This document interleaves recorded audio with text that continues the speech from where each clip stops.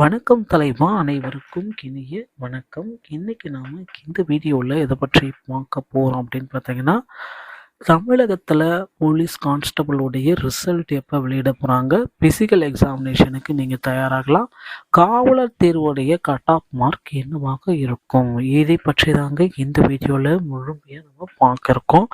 நம்ம சேனலை நீங்கள் முதல் முறையாக பார்க்குறீங்க அப்படின்னா ஒரு சப்ஸ்கிரைப் அண்ட் பெல்லை மட்டும் கிளிக் பண்ணி வச்சுக்கோங்க. போலீஸ் கான்ஸ்டபிளுடைய 2024 ரிசல்ட்டு எப்போ வெளியிட போகிறாங்க, இதுதாங்க மக்கள் எல்லாருமே எதிர்பார்த்துட்டு இருக்காங்க. தமிழகத்தில் போலீஸ் கான்ஸ்டபிள் தேர்வு எழுதிட்டு ரிசல்ட்டுக்காக கிட்டத்தட்ட 6.5 லட்சம் மக்கள் வெயிட்டிங் லிஸ்ட்டில் இருக்காங்க. இவர்களுக்குண்டான ரிசல்ட்டை பார்த்த உடனே பார்த்தீங்கன்னா, அவங்க ஃபிசிக்கல் டெஸ்ட்டுக்கு போகலாமா வேண்டாமா அப்படின்றத யோசிப்பாங்க.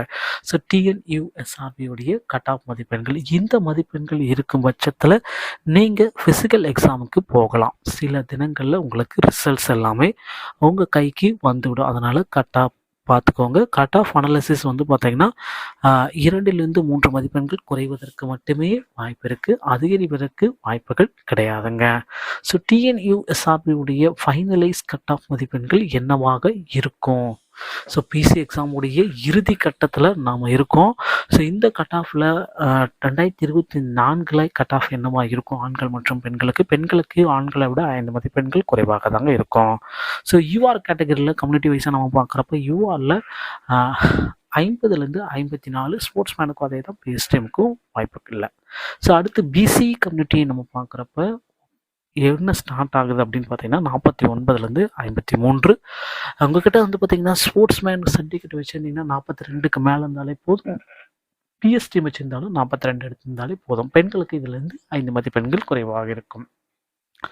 அடுத்து பிசி முஸ்லீம் ஸ்டார்ட் ஆகிறது பார்த்தீங்கன்னா 46லேருந்து 50 வரைக்கும் போகும். ஸ்போர்ட்ஸ்மேனாக இருக்கும் பட்சத்தில் 42 எடுத்திருந்தாலே போதும். பிஎஸ்டிமாக இருக்கும் பட்சத்தில் 40 எடுத்திருந்தாலே போதுங்க. அடுத்து எம்பிசி மற்றும் டிஎன்சி கேட்டகரி நம்ம பார்க்கலாம். 50லேருந்து 63 வரைக்கும் போகும். ஸ்போர்ட்ஸ்மேனாக இருக்கும் பட்சத்தில் 40 வேண்டும், 50 இருந்தாலே போதும். பிஎஸ்டிஎம் வைத்திருந்தால் 45 இருந்தாலே போதுங்க. மேலும் பார்த்தீங்கன்னா பெண்களுக்கு 2 மதிப்பெண்கள் 3 மதிப்பெண்கள் குறைவதற்கு தான் வாய்ப்புகள் இருக்குது. ஸோ அடுத்து எஸ்சி கேட்டகரியை நம்ம பார்க்கலாம். ஓப்பன் ஆகிறது பார்த்தீங்கன்னா 48லேருந்து 50 வரைக்கும் இருக்கும். ஸோ ஸ்போர்ட்ஸ்மேன் சர்டிஃபிகேட் வச்சுருக்கீங்க அப்படின்னா 40க்கு மேலே இருந்தாலே போதும். பிஎஸ்டி வச்சுருந்தா 40 இருந்தாலே போதுங்க. அடுத்து எஸ்சிஏ கேட்டகரி நம்ம பார்க்கலாம். 45லேருந்து 48. ஸ்போர்ட்ஸ்மேனாக இருக்கும் பட்சத்தில் 40 இருந்தாலே போதும். பிஎஸ்டிஎம்மாக இருக்கும் பட்சத்தில் 40க்கு மேலே இருந்தாலே போதும். ஸோ இந்த மார்க் பார்த்தீங்கன்னா ஒரு தோராயமாக ப்ரெடிக்ட் பண்ண மார்க் தான். ஸோ இதிலிருந்து 2-3 மதிப்பெண்கள் குறைவதற்கு தான் வாய்ப்பு இருக்கே தவிர கவலையப்பட வேண்டாம். ஸோ ஃபிசிக்கல் டெஸ்ட்டுக்கு உண்டான முயற்சிகளை நீங்கள் ஸ்டார்ட் பண்ணிக்கோங்க. இந்த மதிப்பெண்கள் இருந்தால் ஸ்டார்ட் பண்ணிக்கோங்க ஃபிசிக்கல் டெஸ்ட்டுக்கு. ஸோ உங்களுக்கு பார்த்தீங்கன்னா இந்த வேலை பார்த்தீங்கன்னா டிஎன்யூஎஸ்ஆர்பியோடைய வேலை உங்களுக்கு கண்டிப்பாக கிடைக்கும். ஸோ நண்பர்களே, இந்த தகவல் உங்களுக்கு பிடிச்சிருக்கும் பட்சத்தில் நம்ம சேனலோடு இணைந்திருங்கள். நன்றி, வணக்கம், தேங்க்யூ. அடுத்த வீடியோவில் சந்திக்கிறேன்.